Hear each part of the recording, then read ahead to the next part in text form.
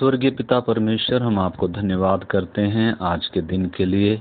आपके सन्मुख आते सिरों को झुकाते हैं पिता परमेश्वर। हम प्रार्थना करते हैं अपने पवित्र वचन के द्वारा आप हमसे बात करें। पवित्र आत्मा हमें सिखाएं, हमें समझाएं वचनों को, हमारी बुद्धि समझ खोलें। पिता परमेश्वर, आपके हाथ में हमारे जीवनों को सौंपते हुए यीशु मसीह के पवित्र नाम से हम प्रार्थना को मांगते हैं, आमीन। हम परमेश्वर के वचन से सीख रहे हैं कलीसिया पवित्र लोगों और विश्वासियों का झुंड है। हमने सीखा है कि पवित्र लोग और पवित्र किए गए और पवित्र होने के लिए बुलाए गए हैं। हमें जैसे परमेश्वर पवित्र और सिद्ध है वैसे ही पवित्र और सिद्ध होते जाना है, वो हमने सीख लिया। तो आज हम सीखेंगे उसका दूसरा पार्ट कि विश्वासियों का झुंड है। कलीसिया न केवल पवित्र लोग, उसके साथ विश्वासियों का झुंड है कर बोला गया। तो इसलिए हमने समझना है हर एक विश्वासी हमने अपने विश्वास को क्या करना है, समझना है। ये विश्वासियों का झुंड है। हमें अपना सारा जीवन विश्वास से जीना है, ठीक है ना। हमें जब भी परमेश्वर के निकट आना है तो विश्वास से आना है। कई बार प्रार्थना करते समय, परमेश्वर के निकट आते समय वो विश्वास नहीं होता, और अगर वो विश्वास नहीं होता तो प्रार्थना भी नहीं होगी। कई बार प्रार्थना ना होने का कारण या मतलब क्या है, विश्वास के साथ क्या नहीं करते, प्रार्थना में बैठते नहीं है, ठीक है ना। और जब भी हम प्रार्थना करना है, जब भी हम परमेश्वर के निकट आना है, तो हमें कैसे आना है, विश्वास के साथ आना है कि परमेश्वर मेरे साथ है, परमेश्वर है, परमेश्वर मेरी बातें सुन रहा है, परमेश्वर मेरा परमेश्वर है, वो विश्वास योग्य है। मतलब परमेश्वर के ऊपर के हमें विश्वास के साथ ही हम परमेश्वर की उपस्थिति में आना है। मसीह जिंदगी विश्वास से ही आगे बढ़ती है। एक सच्चा विश्वास उस विश्वासी के जीवन को और उसके जीवन के हर एक पहलू को बदल देता है। इसलिए कलीसिया का नाम विश्वासियों का झुंड है कर बोला गया है। इसलिए जब भी प्रेरितों ने कलीसियाओं को बुलाया, चिट्ठी लिखी, पत्री लिखी, तो क्या लिखा, विश्वासियों का झुंड करके बोला। ये वो लोग हैं जो परमेश्वर पर विश्वास करते हैं, ये वो लोग हैं जो विश्वास से जीते हैं। तो इसलिए हम प्रत्येक विश्वासी भाई बहन ने हमने समझना है कलीसिया का नाम क्या भी है, विश्वासियों का झुंड है। ये विश्वास करने वाले लोग हैं, ये विश्वास से जीने वाले लोग हैं, ठीक है ना। पूरा जीवन विश्वास से जीते हैं। तो इसलिए अगर हमें लिखा है बिना विश्वास के परमेश्वर को प्रसन्न करना अनहोना है। 11 इब्रानियों की पत्री 11 का 6 वचन मैं पढ़ता हूं, उसमें इस प्रकार लिखा है 5-6 वचन हम पढ़ेंगे। विश्वास ही से हनोक उठा लिया गया कि मृत्यु को न देखे, और उसका पता नहीं मिला क्योंकि परमेश्वर ने उसे उठा लिया। और उसके उठाए जाने से पहले उसकी यह गवाही दी गई कि उसने परमेश्वर को प्रसन्न किया।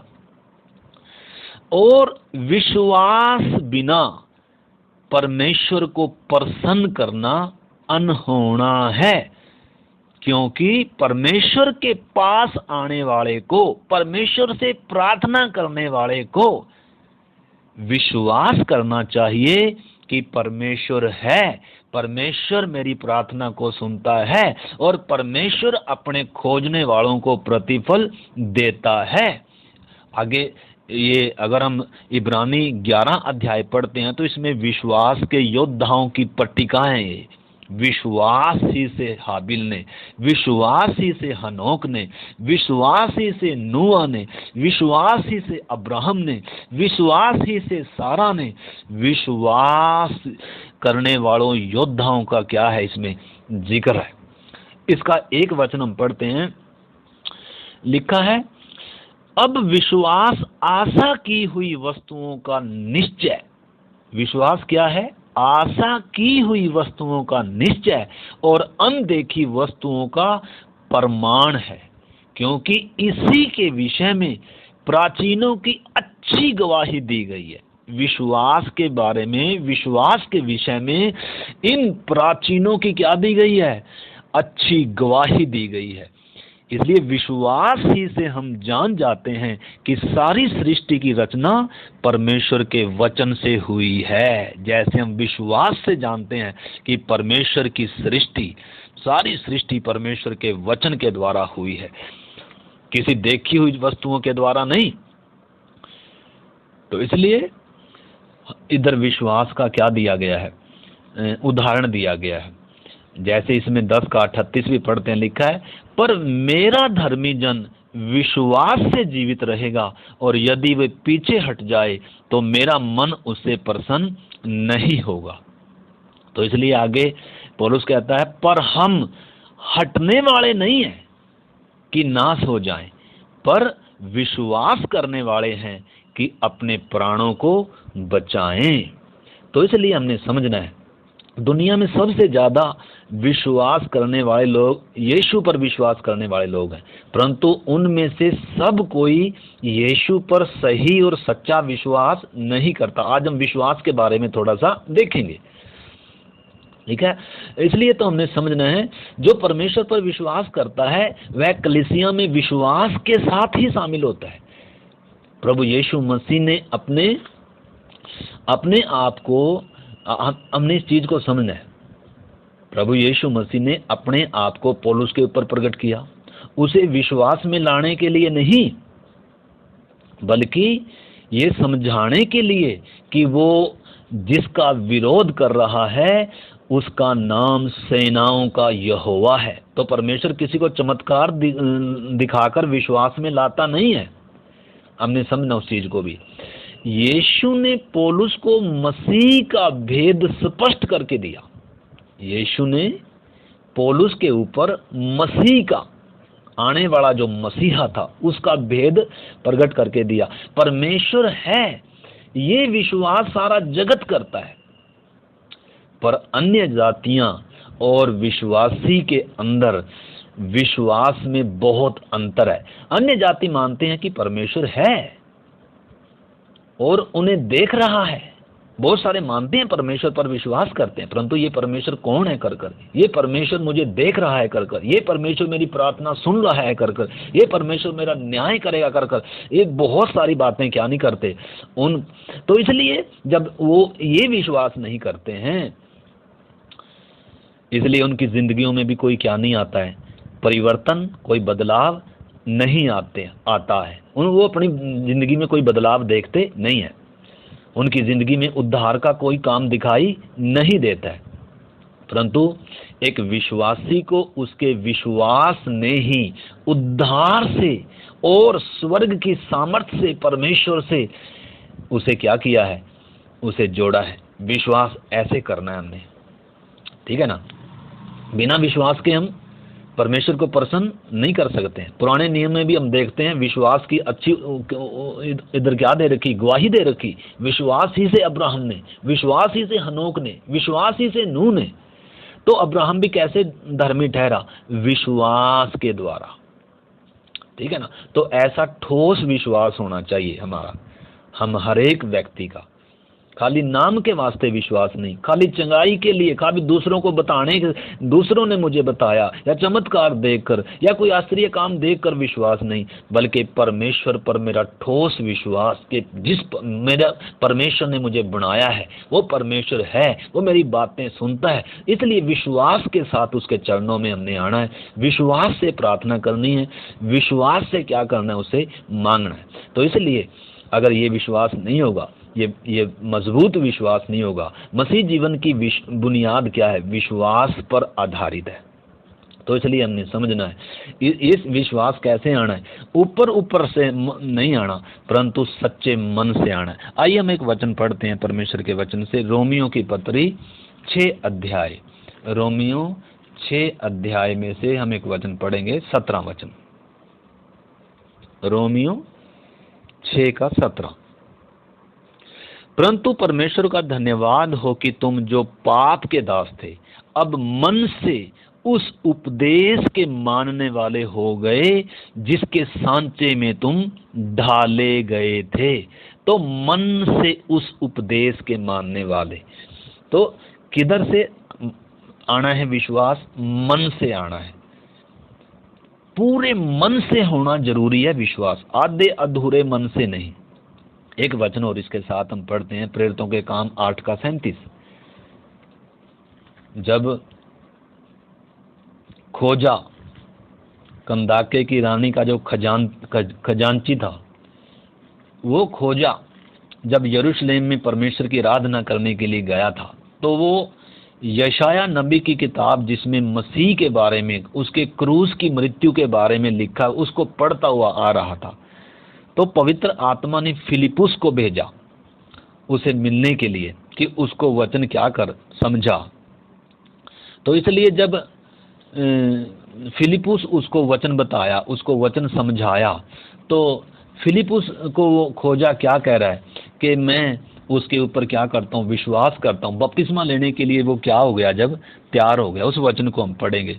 तो इधर हम पढ़ते हैं प्रेरितों के काम 8 अध्याय का हम 35 से पढ़ते हैं। तब फिलिपुस ने अपना मुंह खोला और इसी शास्त्र से आरंभ करके उसे यीशु मसीह का सुसमाचार सुनाया। मार्ग में चलते चलते किसी जल की जगह पहुंचे। तब खोजा ने कहा, देख यहाँ जल है, अब मुझे बपतिस्मा लेने के लिए क्या रोक है? फिलिपुस ने कहा, यदि तू सारे मन से विश्वास करता है तो ले सकता है। कैसे?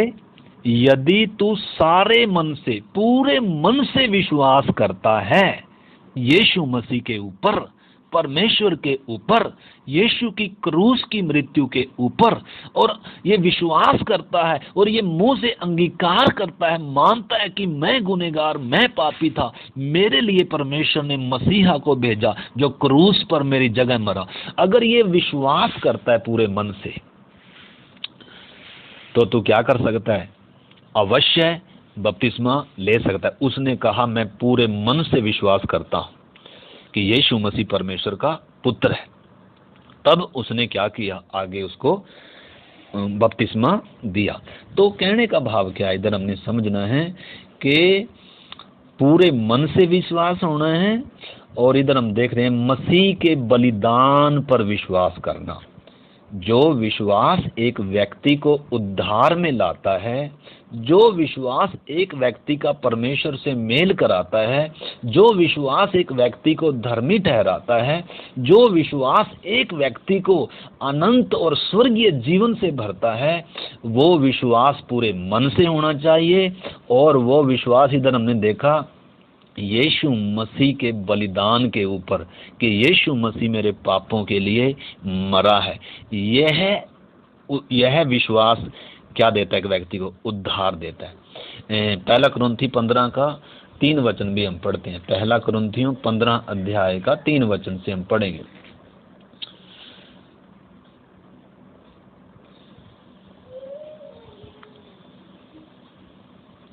इसी कारण मैंने सबसे पहले तुम्हें वही बात पहुंचा दी जो मुझे पहुंची थी, कि पवित्र शास्त्र के वचन के अनुसार यीशु मसीह हमारे पापों के लिए मर गया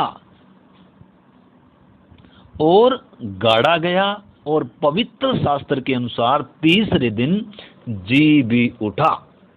तो इधर भी हमने समझना है कि एक विश्वासी का जो विश्वास है वो न केवल परमेश्वर के ऊपर विश्वास है, क्योंकि यीशु ने कहा जो मुझ पर विश्वास करता है वो मेरे भेजने वाले पर भी क्या करता है? विश्वास करता है। ठीक है ना? तो इसलिए सच्चे विश्वास के अंदर क्या भी होता है? पूर्ण मन से क्या होता है? विश्वास होता है। जो विश्वास एक व्यक्ति को पापों की क्षमा देगा, स्वर्गीय जीवन देगा, उद्धार की खुशी देगा, परमेश्वर से मेल कराएगा, मृत्यु के भय से आज़ाद कराएगा। वो विश्वास पूरे मन से होना है और वो विश्वास यीशु मसीह के क्रूस की मृत्यु के ऊपर होना है कि यीशु मसीह मुझ गुनहगार पापी के लिए क्रूस पर मरा है, यीशु मेरे पापों के लिए मरा। पूर्ण मन से उसके ऊपर भरोसा करना है, ठीक है ना।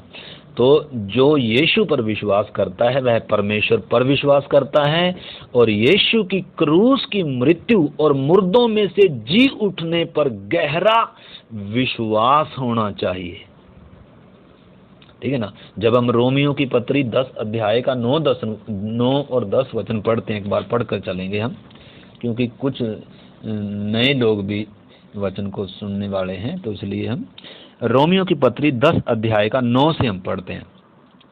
लिखा है कि यदि तू अपने मुंह से यीशु को प्रभु जानकर अंगीकार करे और अपने मन से, अपने दिल से, पूरे दिल से विश्वास करे कि परमेश्वर ने उसे मरे हुओं में से जिलाया, तो तू निश्चय उद्धार पाएगा। क्योंकि धार्मिकता के लिए मन से विश्वास किया जाता है और उद्धार के लिए मुंह से अंगीकार किया जाता है। आगे भी 13 तक आप इसको पढ़ सकते हैं।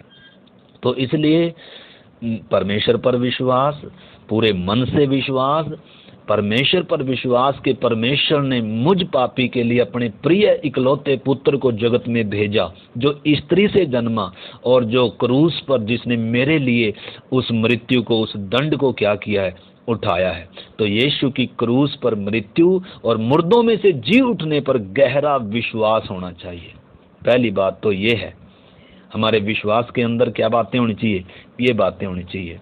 यीशु मसीह की क्रूस की मृत्यु पर, उसके मुर्दों में से जी उठने पर गहरा क्या होना चाहिए, सच्चे हृदय से, मन से क्या होना चाहिए, विश्वास। पहली बात तो ये है। दूसरी बात उसमें क्या भी है, इस विश्वास में क्या भी होना है, सच्चा पश्चाताप भी होना है। जब हम प्रेरितों के काम, क्योंकि विश्वास तो यीशु पर बहुत करते हैं, परंतु अगर उस विश्वास में सच्चा पश्चाताप नहीं है, सच्चा मन फिराव नहीं है, ठीक है ना, अगर उस विश्वास में आज्ञाकारिता नहीं है, तो फिर वो विश्वास क्या नहीं होगा, हमें उद्धार से जोड़ेगा, हमें स्वर्गीय खुशी से भरेगा, हमें परमेश्वर से मिलाएगा नहीं।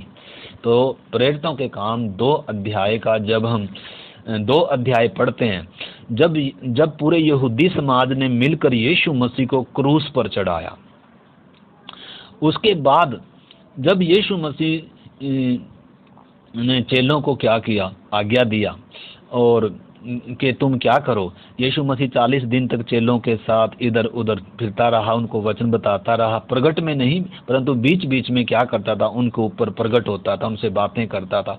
तो 40वें दिन यीशु मसीह क्या हो गया, स्वर्ग पर उठाया गया उनके देखते देखते, और उनको आज्ञा दिया कि क्या नहीं करना जब तक तुम स्वर्ग से सामर्थ ना पाओ। उस प्रतिज्ञा के बाट होने की क्या, जो पूरा होने की क्या जोते रहो बाट। तो पेंतेकुस्त के दिन तक क्या करते रहे चेले, यीशु मसीह के उस पिता के उस प्रतिज्ञा की बाट जोते रहे, पवित्र आत्मा के लिए इंतजार करते रहे 10 दिन तक।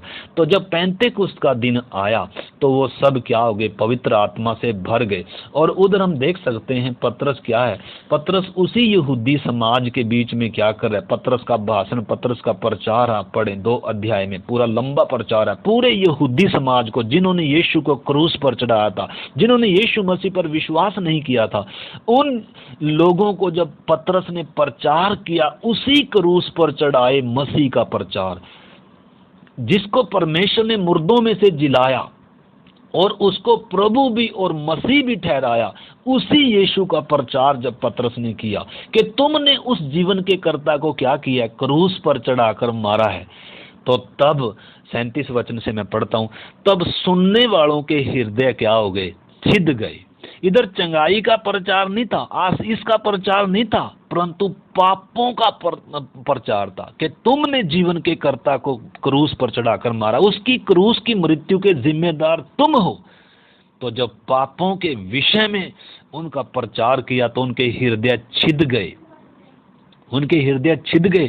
तब पतरस और बाकी प्रेरितों से वो कह रहे हैं, हे भाइयों, हम क्या करें? तब पतरस ने उनसे कहा, मन फिराओ और तुम में से हर एक अपने अपने पापों की क्षमा के लिए यीशु मसीह के नाम से क्या ले? बपतिस्मा ले। तो तुम क्या पाओगे? उद्धार पाओगे, पवित्र आत्मा का दान पाओगे, माफी पाओगे, अनंत जीवन पाओगे। तो इधर हमने समझना है, सच्चे विश्वास के अंदर क्या भी होना है? पश्चाताप भी होना है। विश्वास करना काफी नहीं है, अपने पापों से मन फिराना है और अपने पापों पर सच्चा क्या आना है? पश्चाताप होना बहुत ही जरूरी है। आज ऐसा सच्चा विश्वास बहुत कम पाया जाता है, क्योंकि लोग ज़्यादातर यीशु मसीह के पास चंगाई के लिए, आशीष के लिए, भौतिक बातों के लिए, भूत प्रेतों से छुटकारे के लिए, ज़्यादातर इन चीज़ों के लिए आते हैं। तो इसलिए हमने समझना है, एक व्यक्ति को यीशु मसीह क्यों चाहिए, एक व्यक्ति को यीशु मसीह पर विश्वास करना क्यों अनिवार्य है, ठीक है ना।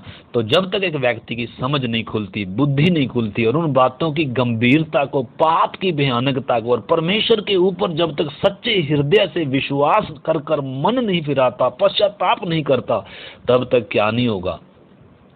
तो इसलिए सच्चे हृदय से जब पश्चाताप करता है तो उसमें क्या बात होती है? उसमें एक व्यक्ति की सोच, इच्छा और उसकी भावनाओं में परिवर्तन आता है। हमने पहले सीखा है, आप पीछे जाएंगे तो हमने रिकॉर्ड की है, टेलीग्राम में हमने डाली हुई हैं वो बातें, तो उसमें आप देख सकते हैं। विश्वास के विषय में, उद्धार के विषय में हमने बहुत सारी उसमें वचन सीखा है, पीछे जाकर हम सीख सकते हैं। तो इसलिए आइए हम एक परमेश्वर के वचन से दूसरा कुरिन्थियों उसका 7 अध्याय में से एक वचन पढ़ेंगे। दूसरा कुरिन्थी 7 अध्याय, और उसका हम पढ़ेंगे 10 वचन। दूसरा कुरिन्थी 7 का 10 वचन।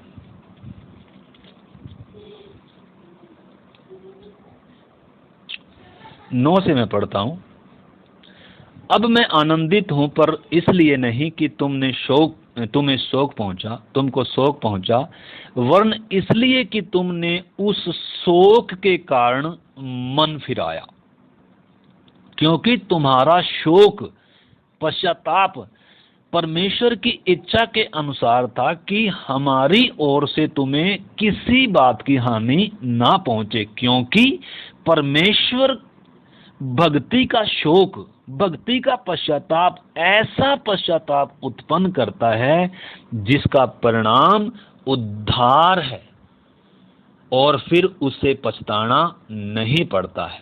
परंतु जो संसारिक शोक होता है, जो संसारिक पछतावा होता है, उसमें क्या ही है? उसमें मृत्यु है, उसमें उद्धार नहीं होता। परंतु जो पापों के प्रति पश्चाताप है, जो ईश्वरीय पश्चाताप है, जो सच्चे हृदय से पापों के प्रति पश्चाताप है, जो पवित्र आत्मा की अगुवाई, जो कायल करने से, जो वचन की सच्चाइयों को जानने से, जो पाप की भयानकता को जानने के बाद जो पश्चाताप आ रहा है, दुख आ रहा है, जो शोक आ रहा है, वो जो पश्चाताप है, वो उस पश्चाताप से ही उद्धार उत्पन्न होता है, लिखा है। तो इसलिए एक पापी के अंदर उसका मन फटना है। जैसे चुंगी लेने वाला पापी छाती पीट पीट कर दूर से ही क्या कह रहा था, हे परमेश्वर मुझ पापी पर क्या कर, दया कर। एक फरीसी कैसे प्रार्थना कर रहा था, हे परमेश्वर मैं इस पापी के समान नहीं हूँ, और परंतु एक पापी व्यक्ति, चुंगी लेने वाला व्यक्ति छाती पीट पीट कर क्या प्रार्थना कर रहा था, हे परमेश्वर मुझ पापी पर दया कर। तो यीशु ने कहा, वो तो हम देख रहे हैं कि सच्चे हृदय से पश्चाताप बहुत जरूरी है। एक व्यक्ति का पापों के प्रति मन फटना है, उसको मालूम होना है कि मेरे पापों के कारण यीशु मसीह 3 किलो पर क्रूस पर लटका हुआ है। परमेश्वर का क्रोध पाप के ऊपर बहुत भयानक है। परमेश्वर ने निर्दयी तरीके से, बिना रहम और बिना दया के उस निर्दोष, उस निष्कलंक मेमने को, उस यीशु मसीह को बिना रहम के 3 किलो के ऊपर क्रूस पर लटकाया है। पापी मनुष्यों ने भी उसके साथ निर्दयी व्यवहार किया, और परमेश्वर के न्याय में भी परमेश्वर ने, क्योंकि सारे जगत का जो पाप था जब यीशु मसीह ने उठाया, पाप के ऊपर परमेश्वर कितना भयानक है, परमेश्वर का न्याय कितना कितना भयानक है पाप के ऊपर। एक व्यक्ति को जब तक पापों के प्रति सच्चा पश्चाताप नहीं आता, वो उस पाप से कभी क्या भी नहीं हो सकता, छूट भी नहीं सकता।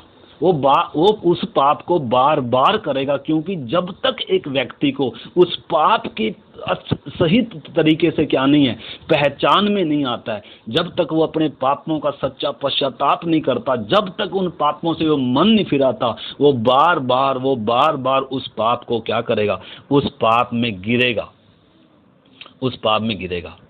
तो इसलिए हमने समझना है, कोई भी ऐसा पाप नहीं है जिसकी जंजीरें, जिसकी प्रभुताएं क्रूस के ऊपर नहीं तोड़ी गई।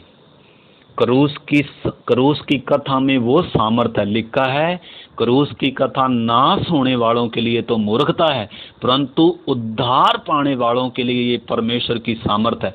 कोई भी पाप ऐसा नहीं है जो इंसान को गुलाम बनाकर रख सके, परंतु अगर एक व्यक्ति बार बार पाप करता है तो उसके अंदर वास्तव में उस पाप के प्रति दुख, सच्चा पश्चाताप क्या नहीं हुआ और सच्चा मन फिराव हुआ नहीं है।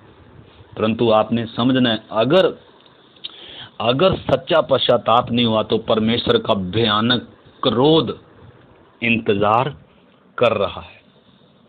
तो इसलिए हमने समझना है, क्रूस पर मरते यीशु को देखकर समझना है कि पाप के ऊपर परमेश्वर का कोई रहम नहीं है।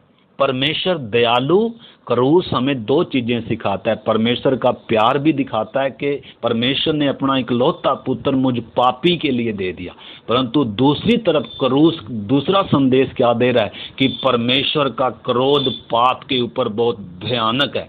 यीशु की हालत क्या होगी, उसके तन पर 1 इंच कपड़ा नहीं है और उसके अंदर एक बूंद खून की भी नहीं, पूरा निचोड़ दिया गया, उसकी पीठ कोड़ों से क्या है, छन्नी है।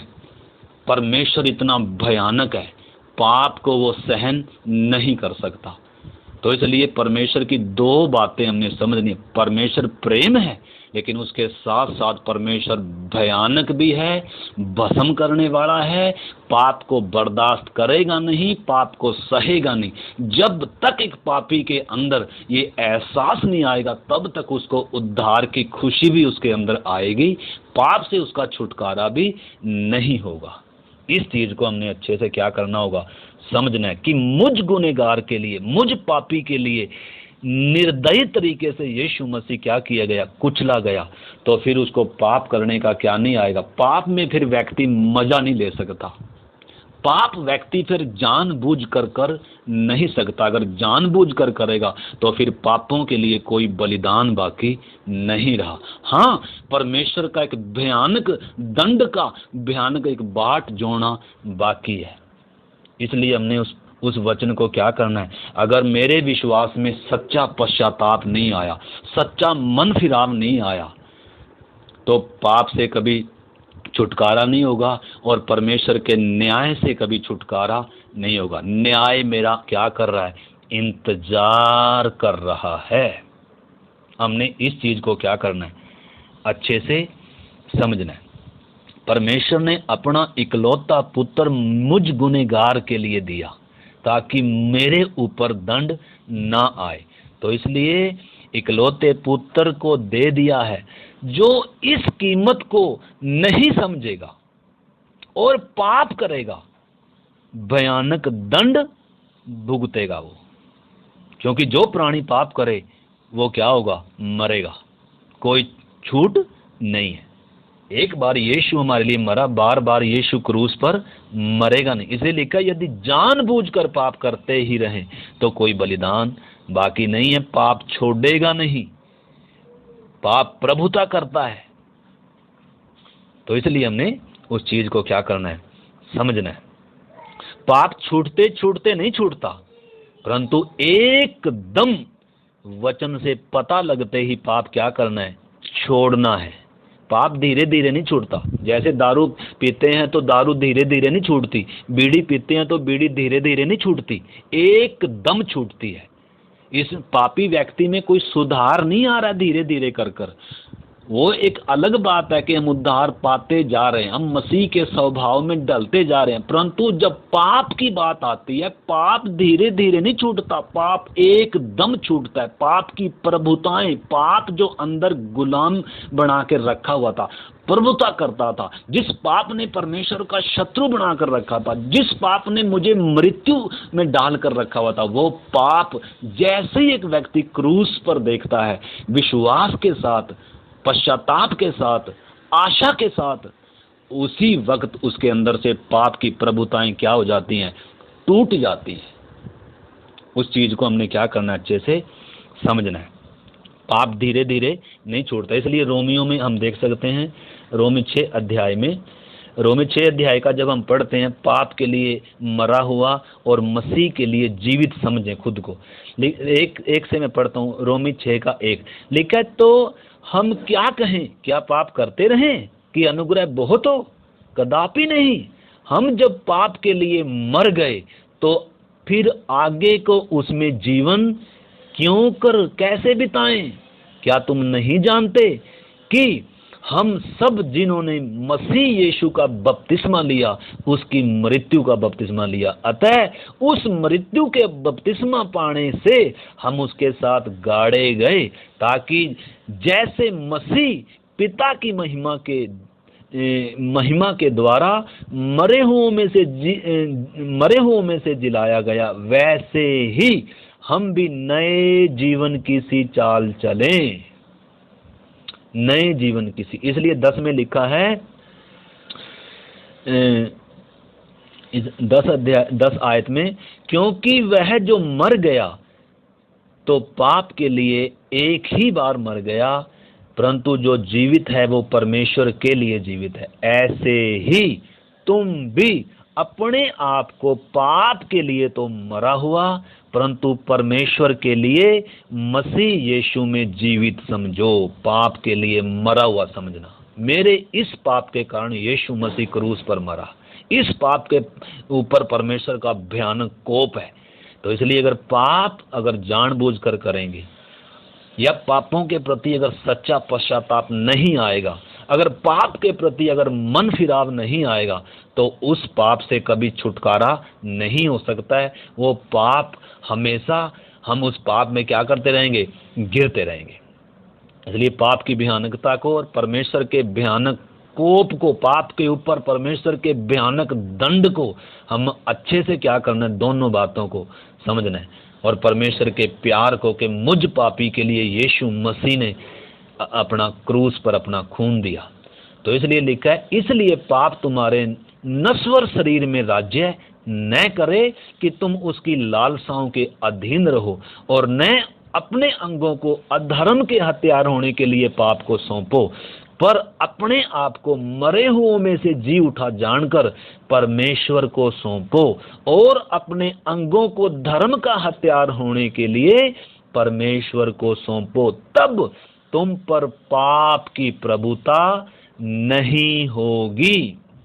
अगर हम पाप के प्रति सच्चा पश्चाताप नहीं है, सच्चा मन फिराव नहीं है, परमेश्वर के भयानक कोप को अगर हम स्मरण नहीं रखते हैं, परमेश्वर का अगर भय नहीं है, तो हम पाप करते रहेंगे, और ये पाप फिर धीरे धीरे प्रभुता करेगा। और पाप की मृत्यु क्या है, पाप की सजा मजदूरी क्या है, मृत्यु है। तो इसलिए वचन साफ हमें कहता है, हमारे विश्वास के अंदर क्या भी आना है, हम सीख रहे हैं। दूसरी बात, पाप के प्रति सच्चा पश्चाताप, दिल से पश्चाताप आना है।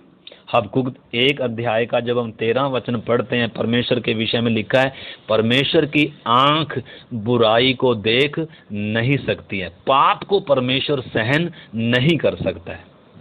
इसलिए हमने समझना है, यीशु मसीह कलीसिया में स्वयं चल रहा है, कलीसिया का मालिक है, कलीसिया का बनाने वाला है, कलीसिया का। इसलिए यीशु ने कहा, मैं अपनी कलीसिया बनाऊंगा, अधोलोक के फाटक उसके ऊपर क्या नहीं होंगे, प्रबल नहीं। तो कलीसिया का निर्माण करता कौन है, यीशु मसीह है। पवित्र आत्मा परमेश्वर स्वयं है। इसलिए हमने समझना यीशु मसीह कलीसिया में चलता फिरता है। प्रकाशित वाक्य 1 अध्याय में हम पढ़ सकते हैं, यीशु मसीह 7 कलीसियों में चल रहा है।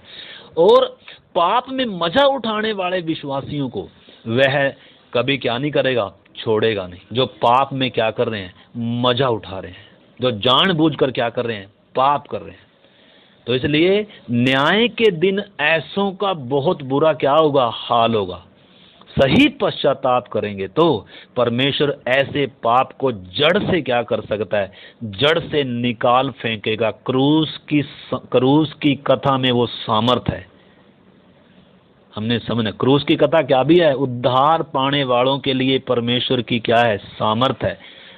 1 कुरिन्थी 1 अध्याय का 18 वचन में लिखा है। इसलिए पौलुस आगे कहता है, हम तो क्रूस पर चढ़ाए मसीह का प्रचार करते हैं, जो अन्य जातियों के लिए, जो यहूदियों के लिए तो क्या है, मूर्खता है, ठोकर है, और अन्य जातियों के लिए क्या है, मूर्खता है। इसलिए क्रूस की कथा पर, क्रूस की उस घटना जब बताई जाती है, तभी क्या है, उद्धार है, तभी एक व्यक्ति के अंदर सच्चा पश्चाताप है। तो हमने उस चीज़ को क्या करना है। आज बहुत जगह क्या किया जाता है, यीशु मसीह चंगा करता है, यीशु मसीह बरकत देगा, यीशु मसीह नौकरी देगा, यीशु मसीह दुष्ट आत्माओं से निकालेगा, यीशु मसीह शांति देगा। वो सुसमाचार क्या है, वो दूसरा सुसमाचार है, वो दूसरी आत्मा है, वो दूसरा यीशु मसीह है। पौलुस ने उसके विषय में साफ जिक्र कहा है। पौलुस ने उस यीशु का प्रचार नहीं किया, पौलुस ने क्रूस पर चढ़ाए हुए मसीह का प्रचार किया, जो यहूदियों के लिए ठोकर और अन्य जातियों के लिए क्या है, मूर्खता है। इसलिए हमने समझना है। और तीसरी बात हम देखेंगे, तीसरी बात विश्वास में क्या होनी चाहिए, आज्ञाकारिता होनी चाहिए। आइए हम रोमी 16 अध्याय का और उसका हम 26 वचन पढ़ेंगे। रोमियों की पत्री 16 अध्याय का 26 वचन, 25-26 से मैं पढ़ता हूँ, 25 से।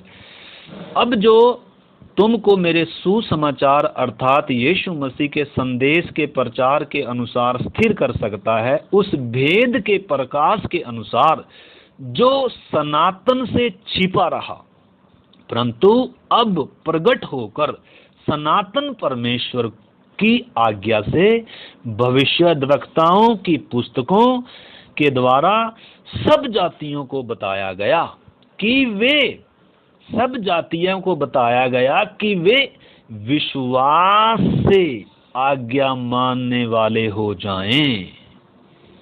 विश्वास में क्या भी है, आज्ञाकारिता भी है। विश्वास से आज्ञा मानने वाले हो जाएं करके लिखा है। पहले हम अन्य जाति थे, अनाज्ञाकारी थे, आज्ञा न मानने वाले थे। वचन, बहुत वचन हमने पहले भी इन बातों को सीखा है। अनाज्ञाकारिता पाप है। आज्ञा न मानने वालों में अंधकार का हाकिम, इस संसार का ईश्वर काम करता है। अनाज्ञाकारिता ही क्या है, पाप है। आदम ने आज्ञा को तोड़ा है, आदम ने कोई कत्ल नहीं किया था, तो आज्ञा न मानने वाले थे हम भी, अनाज्ञाकारी थे। परंतु इधर लिखा है विश्वास, अन्य जाति लोग विश्वास से आज्ञा मानने वाले हो जाएं। तो परमेश्वर ने हमें बुलाया है कि हम उस पर विश्वास करके क्या हो जाएं, आज्ञाकारी बन जाएं, आज्ञाकारी बन जाएं, आज्ञा मानना सीखें। सीखना पड़ेगा आज्ञाकारी। क्रूस से आज्ञाकारी आती है, सच्चे विश्वास में आज्ञाकारिता भी आती है। सच्चे विश्वास में मन फिराव आता है, पश्चाताप आता है, परिवर्तन आता है, और क्या आता है, आज्ञाकारी आती है। रोमी 1 अध्याय का 5 वचन भी हम पढ़ेंगे। रोमियों की पत्री 1 अध्याय का 5 वचन।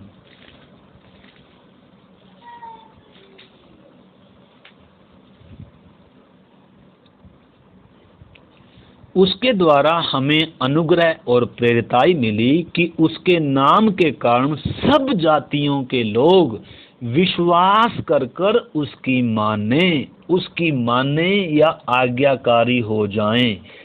यीशु मसीह के द्वारा आज्ञाकारी हो जाएं, पिता परमेश्वर की आज्ञा माने। हम जो पहले अनाज्ञाकारी थे, तो इस यीशु पर विश्वास कर कर हम आज्ञा को मानने वाले हो जाएं। इधर हमने उस बात को क्या करना है, अच्छे से समझना है। तो विश्वास करके हमने मन फिराया कि परमेश्वर की आज्ञा को माने। आज्ञा मानने के लिए हम विश्वास कर रहे हैं।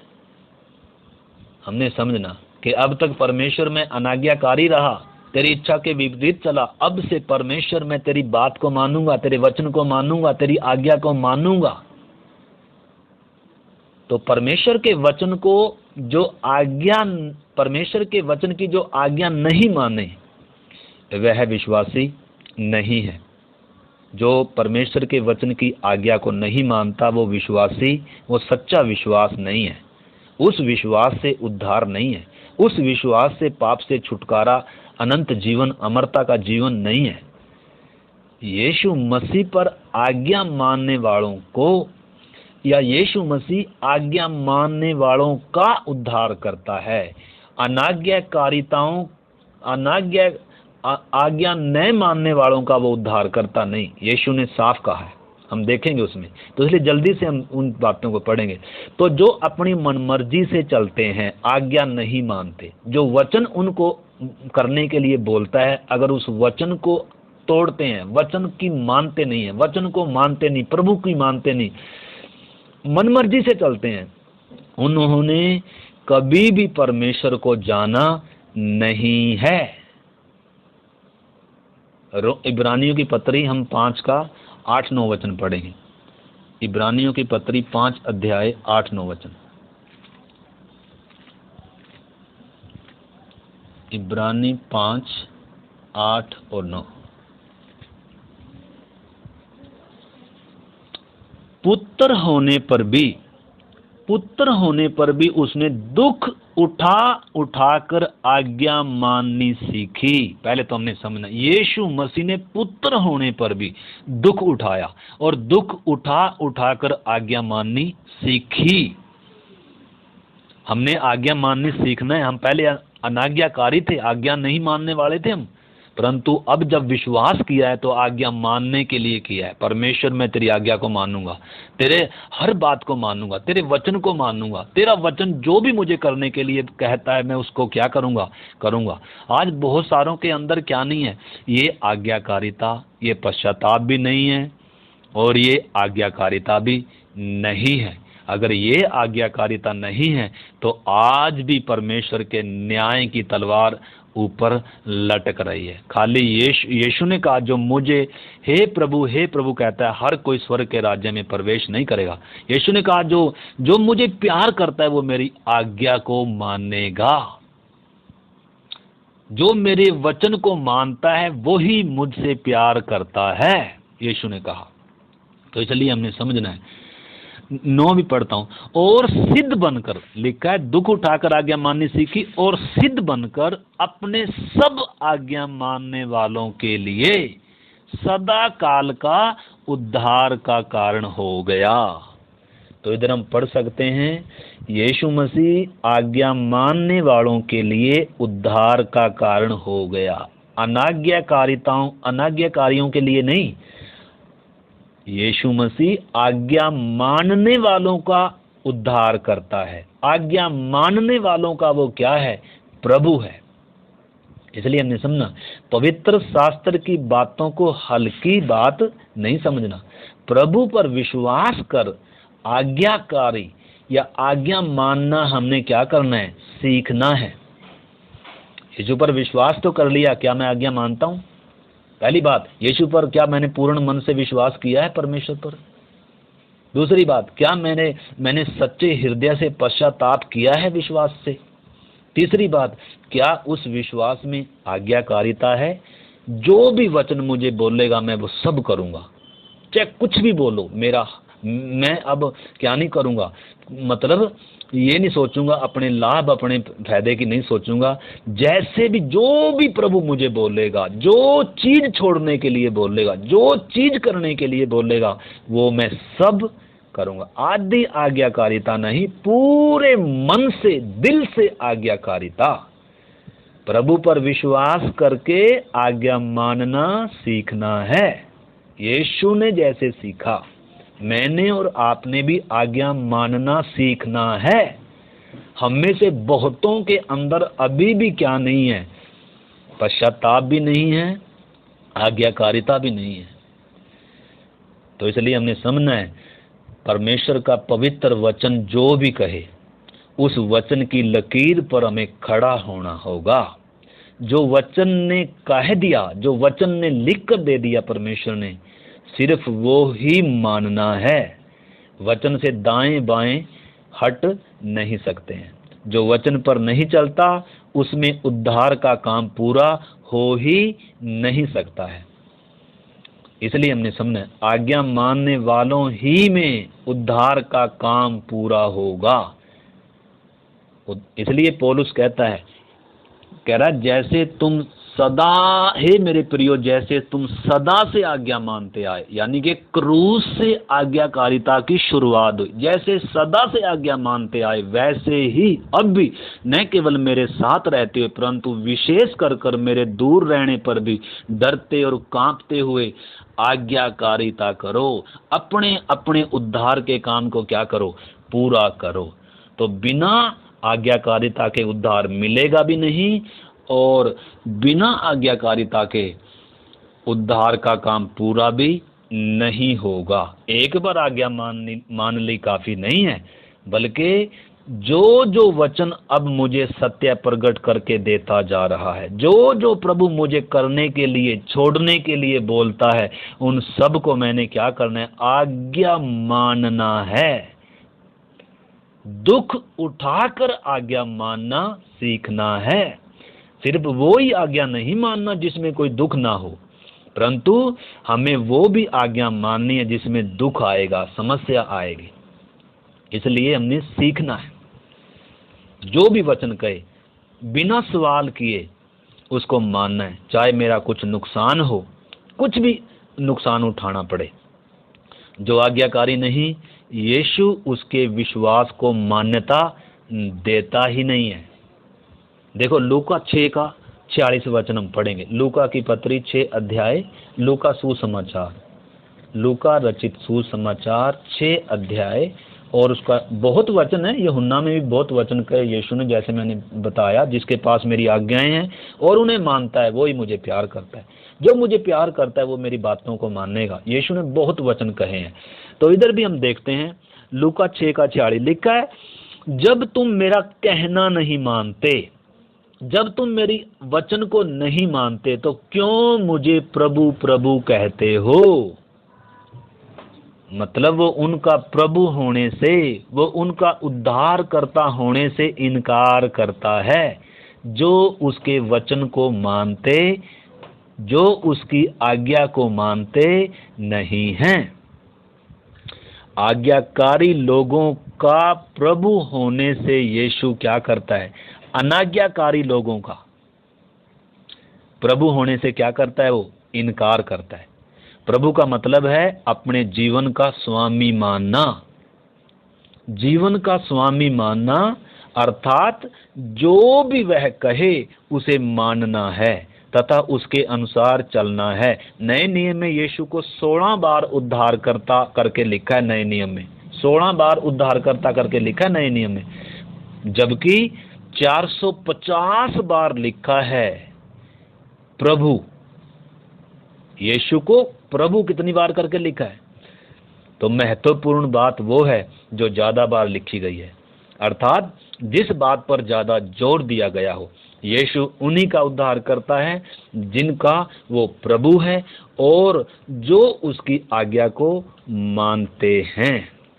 इसलिए हमने उस बात को क्या करना होगा? अच्छी तरीके से समझना होगा। अभी हम प्रार्थना करेंगे। तो इसलिए नए व पुराने नियम में यदि प्रभु के दासों व विश्वासियों को देखें तो उन्होंने प्राण दे दिया, आज्ञा से नहीं हटे।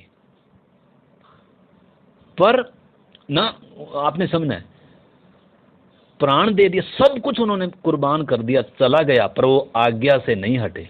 घर उजड़े उनके, बच्चे मरे उनके, वो मारे मारे फिरे, सब कुछ उनका छीन लिया गया, परंतु यीशु की आज्ञा के अलावा और कुछ उन्होंने मानना गवारा नहीं समझा।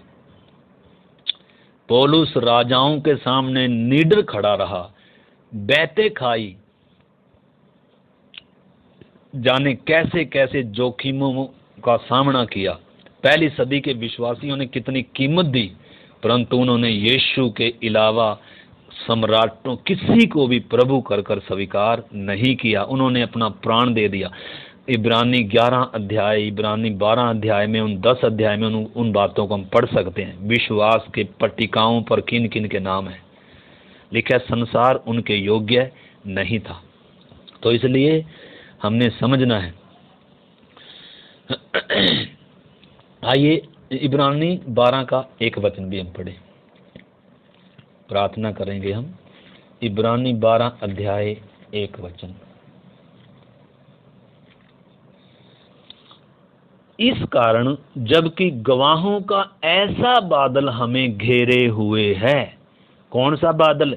ये 12 अध्याय की पहली आयत में लिखा है, इस कारण जबकि गवाहों का ऐसा बड़ा बादल हमें घेरे हुए है। ये जो 11 अध्याय में विश्वास के योद्धाओं का जिक्र है, जो हमने कुछ पढ़ा है, अभी आप पढ़ना बाद में। लिखा है, तो आओ हर एक रोकने वाली और उलझाने वाले पाप को दूर करके वह दौड़ दौड़ें जिसमें हमें दौड़ना है, और विश्वास के कर्ता और सिद्ध करने वाले यीशु की ओर ताकते रहें, जिसने उस आनंद के लिए जो उसके आगे धरा था, लज्जा की कुछ चिंता न कर कर क्रूस का दुख सहा और परमेश्वर के सिंहासन की दाहिनी ओर जाकर बैठ गया। तो हमें भी इस आज्ञा मानने वाले बादल की तरफ देखते हुए क्या करना है? आज्ञा मानना सीखना है, आज्ञाकारिता में बढ़ना है। और चौथी बात हम इसमें देखेंगे, चौथी बात इसमें क्या है? हमारे विश्वास में मसीह के प्रति सच्चे प्रेम का भी क्या है? इस प्रेम में क्या, इस विश्वास में क्या भी होना है? यीशु मसीह के लिए क्या भी होना है? सच्चा प्रेम होना है। मत्ती में जल्दी से इसको भी हम देख लेंगे। मत्ती 22 का 37, मत्ती 22 का 37।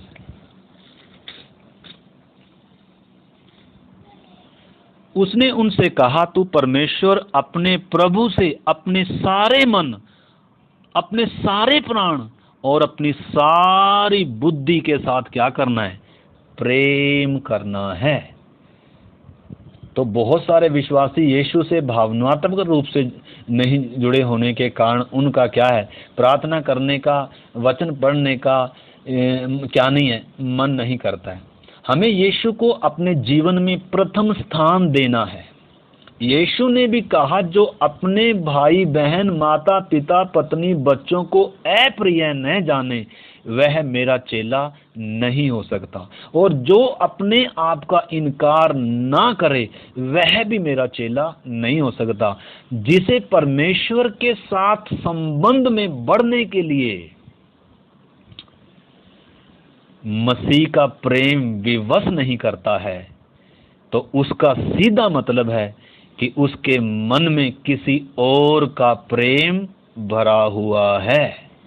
जिसके हृदय में यीशु का प्रेम है, वह खुद यीशु के पीछे चलता है, उसे खींच कर चलाने की जरूरत नहीं पड़ती है। पुराने नियम में दाऊद को हम देखें, वह कहता है, मैंने परमेश्वर से एक ही वर मांगा है कि उसकी चौखट पर रहकर उसे निहारता रहूं।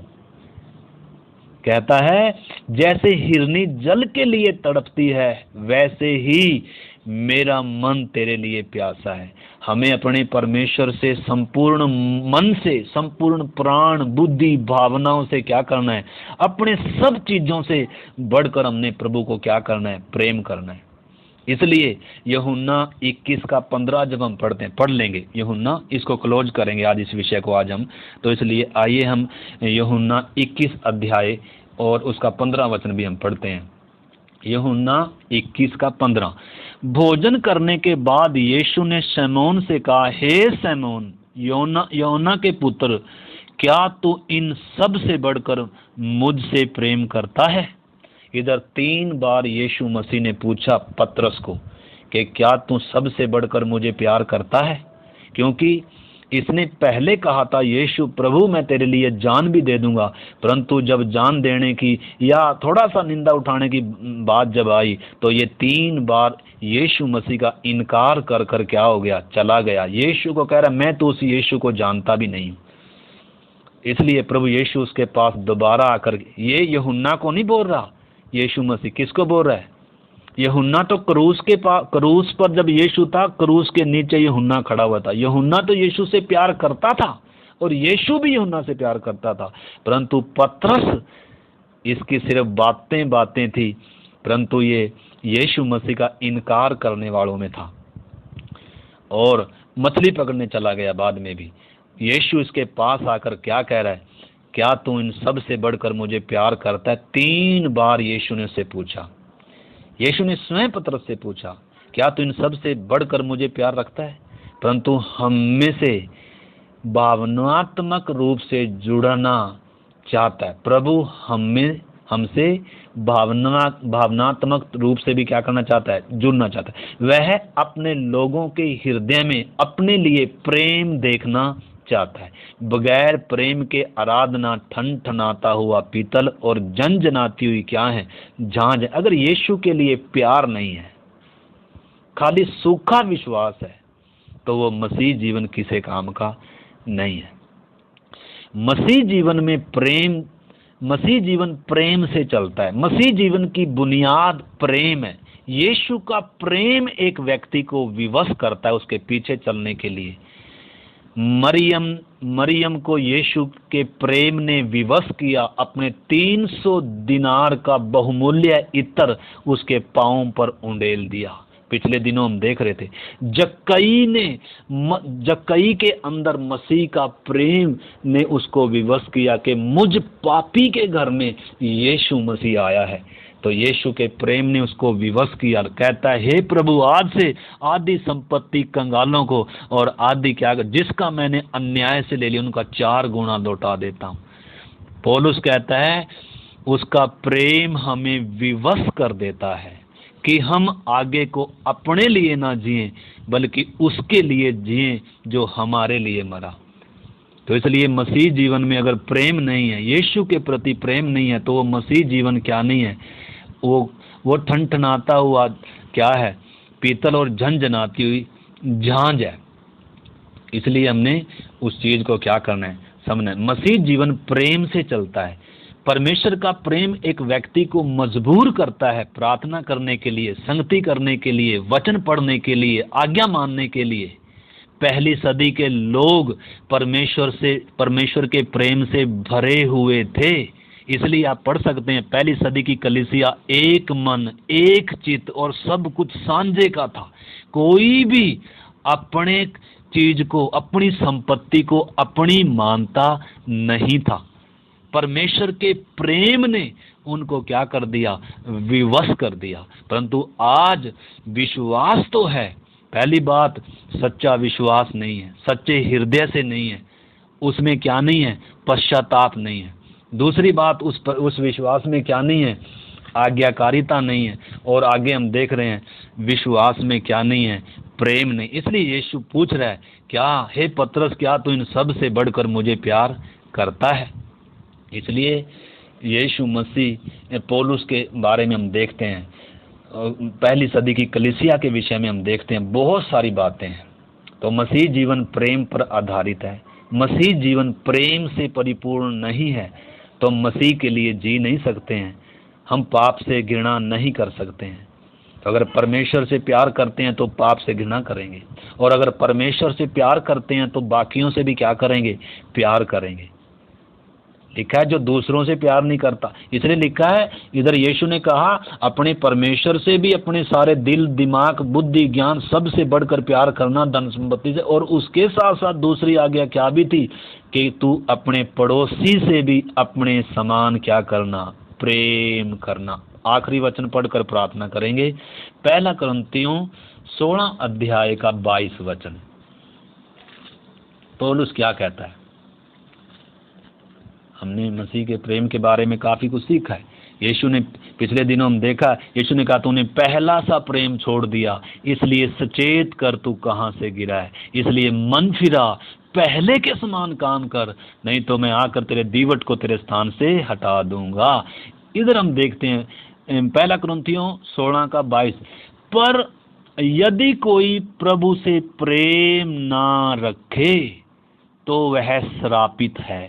जो प्रभु से प्यार नहीं करता है ना, सब चीजों से बढ़कर, वचन कहता है, पौलुस उसको क्या कह रहा है? वो श्रापित है, वो श्रापित है।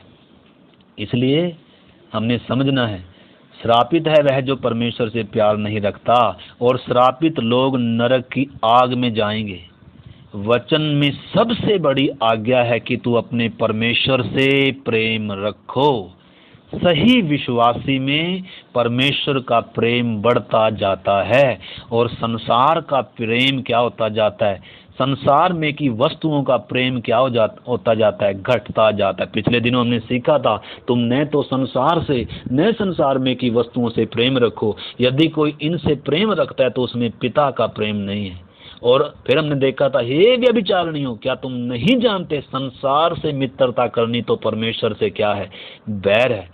तो जो परमेश्वर से प्यार करता है उसके अंदर से संसार का प्यार क्या होता जाता है? खत्म होता जाता है। तो इसलिए ऐसे विश्वास में हमें, जिस विश्वास में सच्चा पश्चाताप है, जिस विश्वास में आज्ञाकारिता है, जिस विश्वास में प्रेम है परमेश्वर के प्रति, यीशु के प्रति, उसके वचन के प्रति और दूसरे व्यक्तियों के प्रति, उस विश्वास में हमने क्या होना है? उन्नति करना है। वो विश्वास दिन प्रतिदिन क्या होना है? बढ़ना है। और उस विश्वास की क्या करनी है? रखवाली करनी है।